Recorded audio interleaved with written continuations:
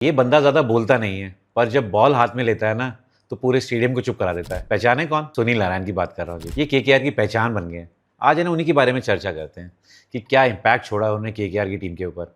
KKR के लिए सिर्फ मैच विनर नहीं है, एक गोल्डन चाम बन गए हैं। 2012 में चलते हैं, जब ऑक्शन में उनको पिक किया था, सबको लग रहा था भाई ज्यादा देखा नहीं है, क्या इम्पैक्ट छोड़ेंगे केकेआर के ऊपर। केकेआर आज तक आईपीएल चैंपियन नहीं बनी, लेकिन वहाँ केकेआर की मैनेजमेंट की बात करेंगे, कोचेस की बात करेंगे, कैप्टन की बात करेंगे, वो सब चाहते थे कि सुनील नारायण ना केकेआर का हिस्सा बने। पहला मैच खेले नहीं थे, दूसरे मैच में मुझे याद है राजस्थान रॉयल्स जयपुर के अंदर पिच बहुत फ्लैट थी और उस पिच पे ना ज्यादा इम्पैक्ट छोड़ा नहीं था सुनील नारायण ने, और वो केकेआर मैच भी हार गई थी। थर्ड मैच में उनको ब्रेक दिया गया। देन फिर कहानी आती है जी, ईडन गार्डन से शुरू होती है। जैसे ईडन गार्डन्स में पहुंचे सुनील नारायण, मेरे ख्याल से कौन सी टीम थी, टीम का नाम मुझे याद नहीं आ रहा, बट बॉलिंग कमाल की करी थी। बहुत ज़्यादा विकेट्स नहीं लिए थे उन्होंने, लेकिन बॉलिंग बहुत कमाल की थी। और वो रफली ना मैच 130-35 का था, ऐसा नहीं था कि बहुत ज़्यादा रन बने थे। लेकिन सुनील नारायण को उस मैच में बॉलिंग करते हुए देख के ना ऐसा लगा था भाई ये आगे जाके ना कुछ कमाल करेंगे भाई। नेक्स्ट मैच में पंजाब के खिलाफ फिर उन्होंने 5 विकेट्स लिए, फर्स्ट 5 विकेट हॉल था, और मैं कीपिंग ही कर रहा था।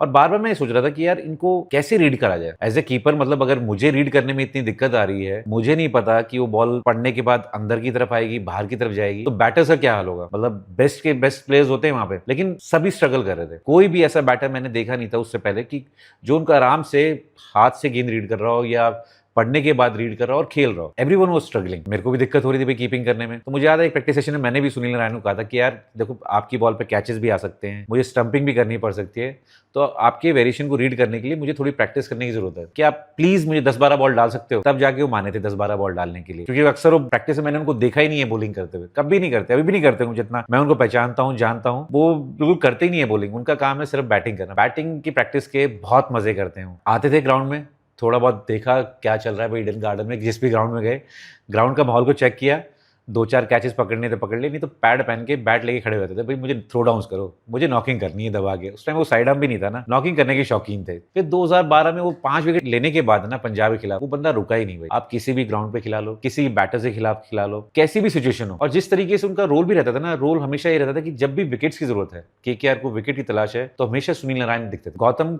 एक तरीके से ऐसा हो गया था कि यार कोई भी इस टीम के फिनिशर अच्छे हैं तो सुनील नारायण के 2 ओवर रख लेंगे। यार ये टीम पावर प्ले में बहुत अच्छा खेलती है तो पावर प्ले में सुनील नारायण का यूज ज्यादा होगा।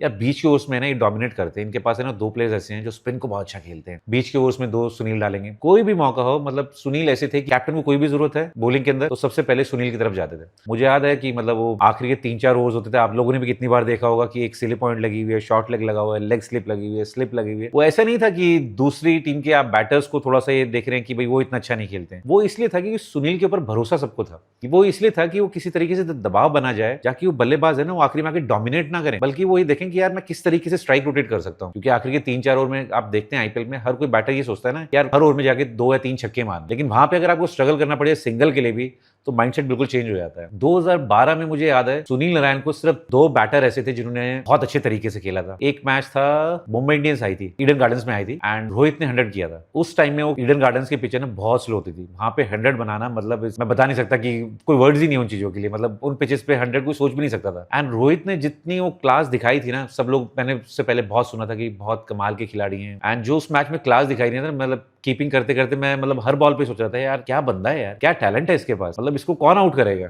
और सुनील भी आउट नहीं कर पाए थे उस दिन उनको। सुनील को बहुत समझदारी से खेले थे। मुझे लगता है मुंबई ने कुछ 180 प्लस बनाया था, जो कि उस टाइम में ईडन गार्डन्स में बहुत बढ़िया स्कोर था। वो सुनील को ऐसा नहीं था कि बहुत ज्यादा अटैक किया था, लेकिन बहुत तरीके से बैटिंग करी थी। वो सब बैटर्स को दिखाया था भी आप सुनील को किस तरीके से खेल भी सकते हैं। And second was final, Suresh Raina. Final में सुरेश रैना ने डोमिनेट किया था सुनील नारायण को उस मैच में। उससे पहले कोई रीड नहीं कर पा रहे थे, कोई मार भी नहीं पा रहे थे। पहला मैच ऐसा था कि जिसमें मुझे ऐसा लगा था कि सुनील के पीछे भी कोई बैटर पीछे पड़ सकता है। सुनील को बहुत बहुत बढ़िया तरीके से खेला था सुरेश रैना ने, इतने अच्छे तरीके से खेले थे इसलिए उनका वो इतना स्कोर भी बन गया था। आप सुनील की लेगेसी देखिए ना भाई, सुनील नारायण के टाइम में केकेआर प्लेऑफ्स में कितनी बार पहुंची है, इससे ज्यादा बंदा वो क्या कर सकता है। 2012, 2014, 2016, 17, 18, 21, 24 3 आईपीएल टाइटल्स इनके पास हैं। एक चैंपियंस लीग के फाइनल में पहुंची है टीम इन्हीं के टाइम में, जो हम लेजेंड कह देते हैं। तो एक्चुअली में अगर केकेआर की तरफ से देखें तो मेरे को लगता है सुनील नारायण, गौतम गंभीर, आंद्रे रसल, ये 3 लोग ऐसे हैं कि कितने सालों से फ्रेंचाइजी को अपनी सर्विस दी है, कितने सारे मैचेस जिताए हैं, और जो एक लेगेसी बिल्ड करी है ना उन्होंने इन तीनों प्लेयर्स का ना, उसमें बहुत बड़ा यार रोल है, क्योंकि इतने टाइम के लिए एक ही फ्रेंचाइजी खेलना वो बहुत बड़ी बात है। ऐसा नहीं है कि इन प्लेयर्स के पास मौके नहीं आए थे, बहुत बार मौके आएंगे। सुनील जब से 2012 से आए हैं, कितनी बार केकेआर ने उनको रिटेन किया, और एक बार भी न्यूज़ सुनने को मिली है कि आपको कि सुनील नारायण रिटेन नहीं होना चाहते? क्या बाकी फ्रेंचाइजी ने नहीं कोशिश करी होगी कि सुनील नारायण को हम अपनी तरफ ले आएँ, हम अपनी टीम में ले आएँ? लेकिन उनकी लॉयल्टी केकेआर के लिए। अगर सुनील नारायण की आईपीएल कैरियर की बात करते हैं भाई, 186 मैच सोचते हुए भी डर लगता है, 186 मैच आप एक फ्रेंचाइजी खेल चुके हैं, 190 विकेट हैं, जो कि सबसे ज्यादा विकेट्स हैं। और आप ये देखिए इस लिस्ट में कौन कौन आएंगे।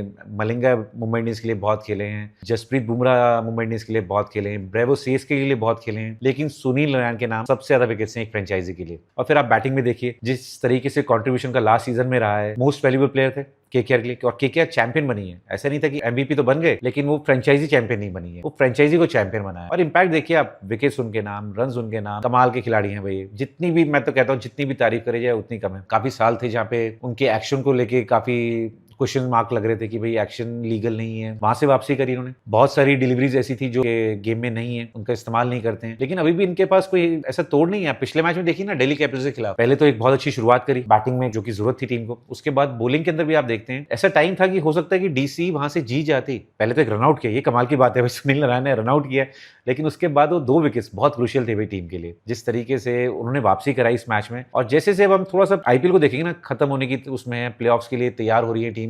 अगर केकेआर को यहाँ से क्वालिफाई करना है ना, तो मुझे लगता है सुनील नारायण का रोल बहुत बहुत इंपॉर्टेंट है। जितने मुश्किल मैचेस आते हैं ना, ये खिलाड़ी आपको हमेशा वहां मिलता है और चुपचाप परफॉर्म करता है। ऐसा नहीं कि वो बहुत हल्ला मचा के या बहुत, अपना काम बहुत तसल्ली से करते हैं। इस सीजन में मुझे लगता है कि रन इतने नहीं बनाए जितने पिछले सीजन में बनाए थे, लेकिन क्या फर्क पड़ता है, इंपैक्ट होना बहुत जरूरी है ना। और मुझे लगता है कोई जरूरी नहीं है कि सुनील नारायण 50 बनाए, 70 बनाए, सेंचुरी बनाए। अगर वो 30-40 रन भी तेजी से बना देते हैं ना, एक टीम को शुरुआत बहुत अच्छी दिलाते हैं, तो टीम का काम हो जाएगा। मुझे नहीं लगता कभी भी उन्होंने बहुत ज्यादा स्पेशल प्रेफरेंस दी है अपने इंडिविजुअल परफॉर्मेंसेस को। हमेशा उन्होंने सोचा है भाई किस तरीके से ये केकेआर एक सक्सेसफुल फ्रेंचाइजी बन सकती है, किस तरीके से ये और मैचेस जीत सकती है, किस तरीके से आईपीएल टाइटल जीत सकती है। और यही सब चीजें सुनील नारायण को स्पेशल बनाती हैं। और मुझे लगता है अगर केकेआर को अगर प्लेऑफ की तरफ जाना है, जो कि अभी भी बहुत मुश्किल काम है, तो सुनील नारायण का रोल बहुत बहुत इंपॉर्टेंट रहेगा।